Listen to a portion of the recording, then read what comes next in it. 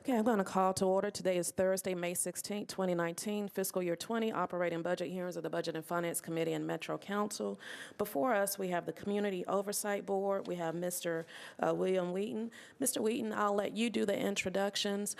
Just want you to give us just an overview as to where you are with the Community Oversight Board and your outline of your fiscal allocation, I should say, your appropriation, I should say. The floor is yours. Thank you, ma'am. I'm William Wheaton. I'm William Wheaton, the Executive Director of the Community Oversight Board. I have with me today our Chair, Ms. Ashley Davis, and I believe Ms. Davis has most of that information that she can provide to the Council at this time. Yes. Committee or Chair Vercher, if that's okay with you. Yeah, so just go ahead and just give us an overview as to where we are as it relates to the Community Oversight Board process so that the committee can know. Absolutely. So the Community Oversight Board was enacted pursuant to Metropolitan Charter, Section 11.1301. This 11-person board has been active since late January, early February of 2019. In addition to our regularly monthly meetings, we have been meeting actually, in fact, mostly bi-weekly for the establishment of the board to include, of course, our rules and bylaws, the hiring of our executive director, Mr. William Wheaton, and also the establishment and moving forward with our primary function and purpose, which is the investigation of allegations of Metro Nashville Police Department misconduct issues, as well as the issuing of policies and advisory and resolution reports. And then thirdly, the option of establishing a monitoring program, which we have certainly discussed and continue to discuss the establishment of such in our rules and procedure. At this point, we are, if you could say anything as plainly as saying we are starting from the foundation. And so we are in the process of locating and establishing final permanent office space for the 10 full-time employees, as well as establishing basic functions as far as furniture and everything that you might need for basic operations for the staff in office. And I'll pause there for questions. Has there been any discussion about using any Metro-owned space?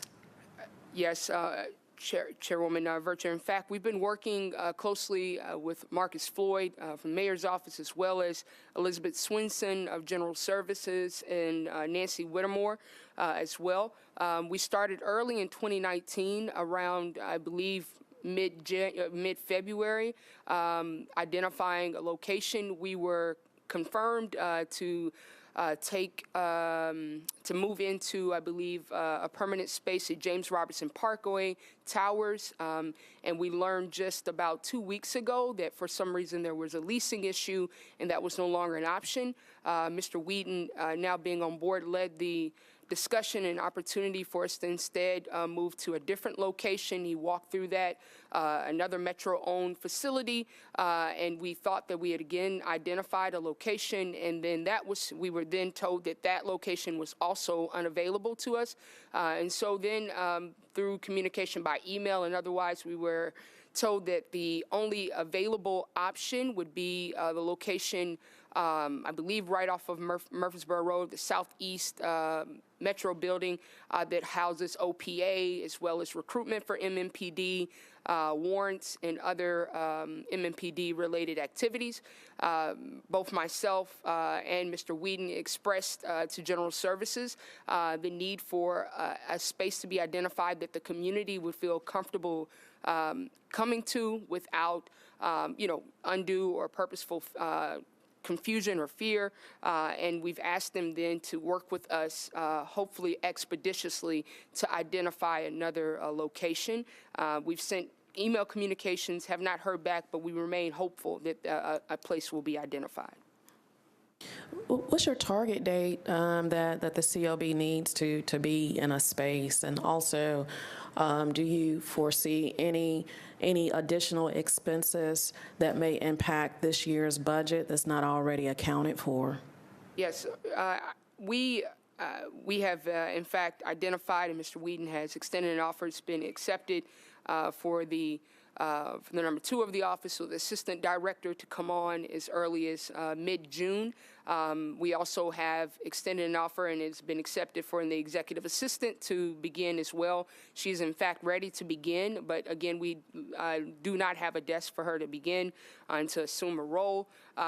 We had a meeting as early as, I believe, this Monday with members of General Service, member of General Services, to explain that literally the operation of the Community Oversight Board staff has been stalled as a result of there not being office space, and they communicated to us that we should again look at the southeast building, and we began to work on our end to find options A or B or C, which might include using a private space and location that would then cost much more than the $77,000 that we've allocated, and we also communicated that to them as well. And then lastly, just important to note here that we are being diligent here. We've actually come together and met as an executive committee just yesterday. Mr. Whedon and myself continue to be in communication about opportunities at local universities where the Community Oversight Board might be able to exist at least for the next 2 months so that work can continue to move forward.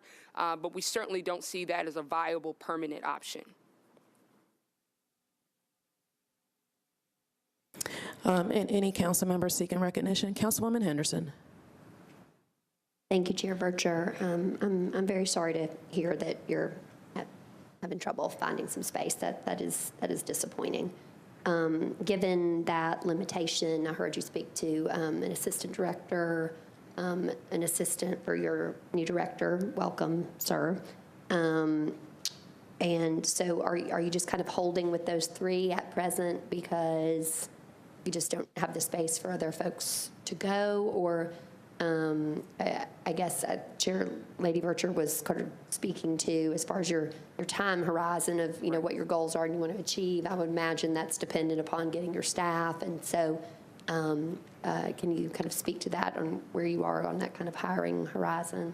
Absolutely. So as a executive committee and also as a board, a larger board next week, we will discuss this in more detail, of course. But Mr. Whedon and myself, we've discussed this in detail. It's important and, in fact, imperative to the just very essence and purpose of this board that we not be stalled, especially by something that we believe can be solved with partnership along the space. And so we continue to interview.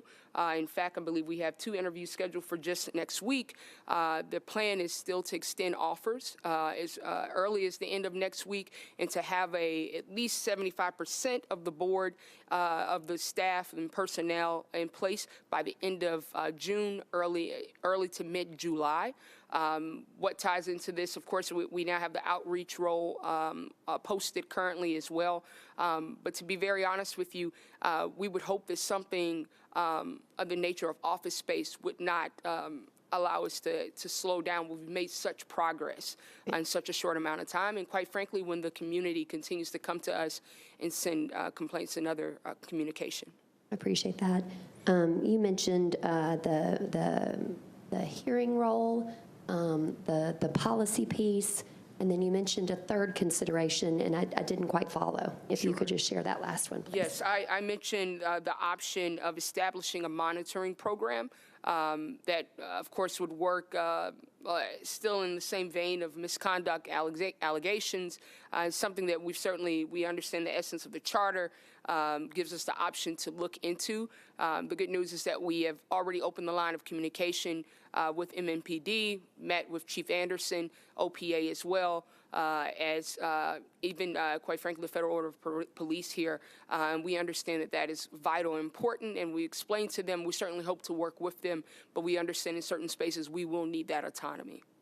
Brady, well, I appreciate you clarifying that, and just want to express my thanks. I know our council staff and our council body certainly was encouraged by how many people volunteered to serve on your board, and I think that was really a heartening experience for us as a body to hear how many people cared so much about this. And so wish you well in your work, and please do keep us posted about the office space. So thank you.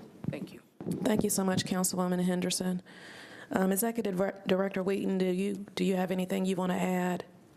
No, just to add that we continue to move forward with the hiring. This week, as Chair Davis mentioned, we plan on interviewing the legal affairs for the legal affairs position, and in addition to that, the investigator position, which will be 3 investigators. So we should have, by the middle of June, approximately 6 people on staff. So we need to move forward as soon as possible with the office space to house the additional staff. And remind the committee, the referendum outlined indicated 6 personnel, 6 paid personnel. It actually outlined 9 9. paid personnel. The additional member to the staff is actually the executive assistant. We work very closely, both with the budget team, also with HR. We looked across the space to ensure, quite frankly, that we weren't creating something that didn't exist elsewhere, but understanding both the size of the staff, the needs of the board as well. We felt it suitable to have an appropriately salaried employee, and did take that before the larger Community Oversight Board for an official vote. Thank you so much. Thank you so much, Chair Davis. Thank you so much, Executive Director Wheaton, for being here. This is ultimately your first Budget and Finance Committee and Metro Council budget hearing. This will be unique, just given the inception of the Community Oversight Board. Next year will be a little different, but somewhat of the same format. So I just want to extend the courtesy on behalf of the Budget and Finance Committee and Metro Council, welcoming you to Nashville and welcoming you to our budget hearings, and thank you for being here today. Committee members and Metro Council, this concludes our budget hearings for today.